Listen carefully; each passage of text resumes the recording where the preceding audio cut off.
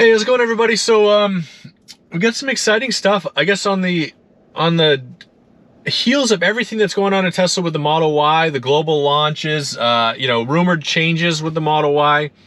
We don't talk much about the Model 3, and that's kind of what I'm going to dive into today. It's going to be sort of a quick video, but I wanted to talk about some of the exciting stuff that's coming out of some of the stuff that they have over in China with the Model 3. And this is they have both the rear-wheel drive and the long range and the performance there, and they're getting almost 20% more battery range on their Model 3s out there, with a little bit of tweaks, a little bit different chemistry in the battery, and we're going to talk about all that today. So sit back, relax. You guys are watching the Tall Tesla Guy.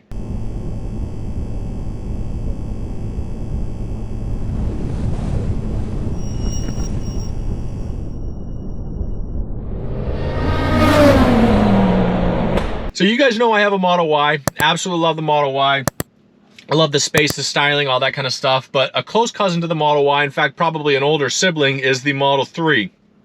The Model 3 shares almost, 75% of the same parts as the Model Y does. The seats are a little bit bigger here. This is obviously a hatchback. The Model 3 is not, but predominantly a similar car, I guess. But one thing that the Model 3 had over the Model Y was some range. So the Model 3 could get about 340 miles of range, whereas the Model Y is actually closer to 330. But they've been doing stuff to sort of tweak the batteries, make it better, make it last longer, stuff like that. And what they've done, this company called Contemporary Amperex Technology Company Limited, or CATL, C-A-T-L, actually has it's a lithium iron phosphate battery, an LFP, which isn't crazy, though the technology is pretty new, because they used to use cobalt and they used to use nickel-based batteries.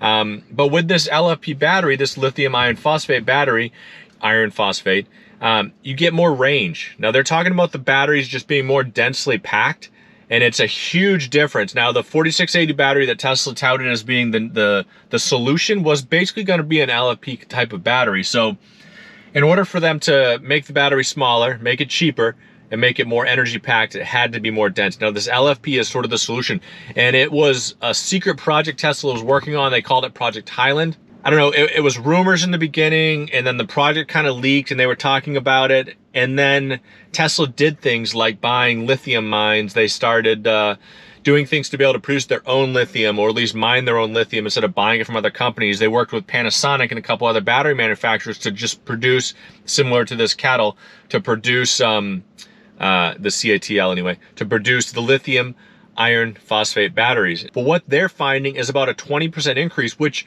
going back a couple of years to the 4680 launch, that's what Elon promised. He promised a 20% range increase. By now we should be at 1,000 miles, and we're not quite there yet, but this is getting us closer to there. In fact, way back when the 4680 battery launched, that's what Elon was promising, a 20% range increase. Now this is what they're finding here. In the United States, the rear wheel drive, basically a single motor, is getting 272 miles. Well, what they got on their range test, their Model 3 rear wheel drive with this lithium iron phosphate battery got 345 miles of range. 345 miles is huge, and a rear wheel drive Model 3 is cheaper than, certainly any other Tesla out there. It's still a Tesla, and you'd have the range that people are always worried about. In fact, that's more range than any other Tesla, other than maybe the Model S and some of the Model X's. But on the other hand, the all-wheel drive Model 3 that they were testing over there, what they're finding is their all-wheel drive Model 3 dual motor with the lithium iron phosphate battery is getting 430 miles. 430 miles is probably more than you're ever going to get with even a Model S.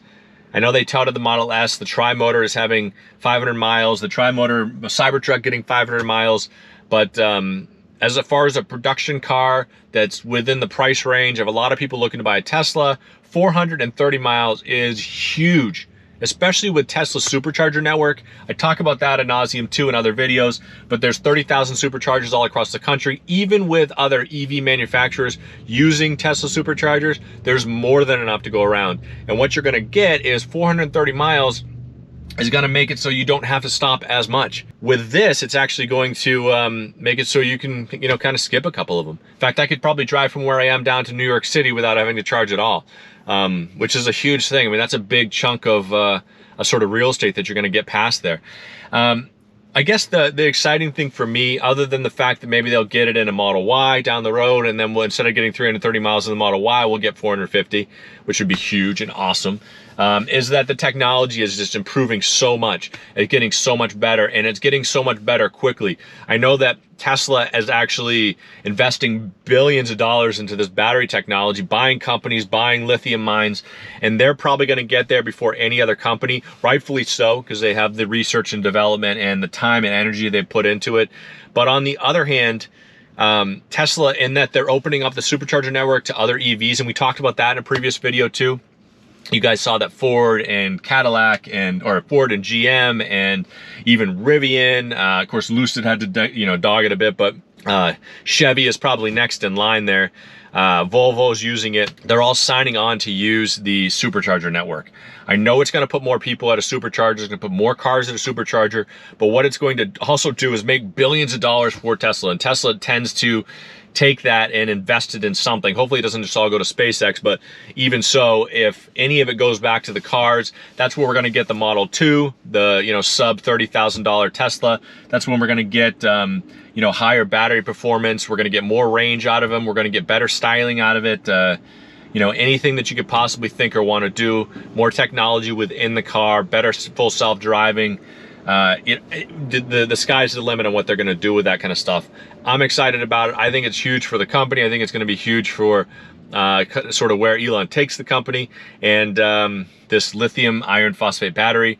It sounds like it's no longer just sort of a dream. It's actually something that's there, and it's something that's there that they're actually producing and making happen. So either way, I'm excited. There's more stuff coming down the pipe, and I really appreciate you guys tuning in, watching the videos, kicking into it and sort of following the channel. I couldn't have done it without you. I can't thank you enough.